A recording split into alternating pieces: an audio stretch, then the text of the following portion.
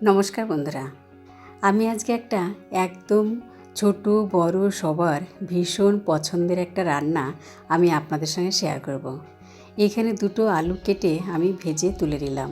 ওই তেলের মধ্যেই দুটো পেঁয়াজ কুচি দিয়ে দিলাম দুটো টমেটো কুচি, তারপর দিয়ে দেবো আদা রসুনের পেস্ট, এরপর দিয়ে দেবো স্বাদ অনুসারে নুন, হলুদ আর কাঁচা লঙ্কা কুচি, তারপর জিরের গুঁড়ো, ধনের গুঁড়ো আর হাফ চামচ লঙ্কার গুঁড়ো দিয়ে দেবো। এখানে আমি 300 গ্রাম মতন বোনলেস চিকেন নিয়েছি।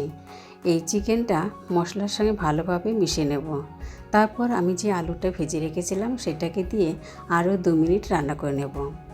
এরপর দিয়ে দেবো হাফ চামচ চিনি আর ধনেপাতা কুচি, আরও 2 মিনিট রান্না করে নেব।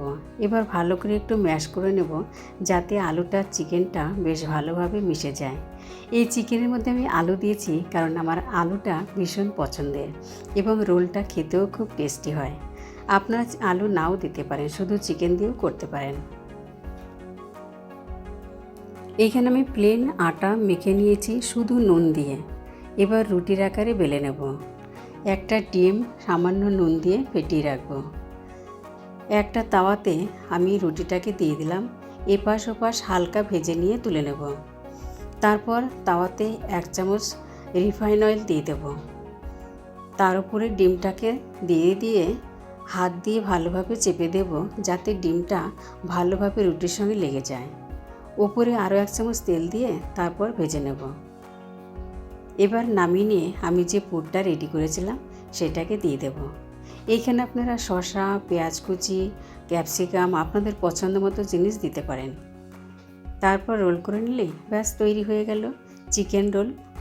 বন্ধুরা, কেমন লাগলো আমার এই রেসিপিটা? যদি ভালো লাগে অবশ্যই সাবস্ক্রাইব করবেন আমার চ্যানেলটা। আর হ্যাঁ,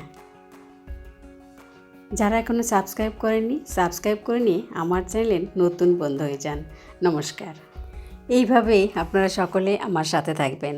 আবার হাজির হব নতুন আরেকটা রান্নার রেসিপি নিয়ে। সকলে ভালো থাকবেন, সুস্থ থাকবেন। ধন্যবাদ।